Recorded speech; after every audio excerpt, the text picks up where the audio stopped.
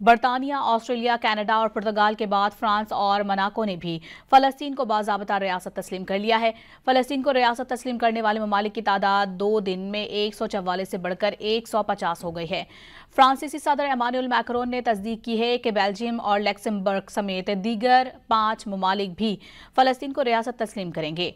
फ्रांसीसी सदर के ऐलान के बाद हॉल तालियों से गूंज उठा।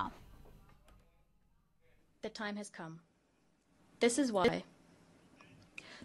true to the historic commitment of my country to the Middle East, to peace between the Israelis and the Palestinians, this is why I declare that today France recognizes the state of Palestine. बरतानिया, Australia, Canada और पुर्तगाल के बाद France और Monaco ने भी फलस्तीन को बाज़ाबता रियासत तस्लीम कर लिया है। फलस्तीन को रियासत तस्लीम करने वाले ममालिक की तादाद 2 दिन में 144 से बढ़कर 150 हो गई है। फ्रांसीसी सदर इमानुएल मैक्रोन ने तस्दीक की है कि बेल्जियम और लक्समबर्ग समेत दीगर 5 ममालिक भी फलस्तीन को रियासत तस्लीम करेंगे। फ्रांसीसी सदर के ऐलान के बाद हॉल तालियों से गूंज उठा।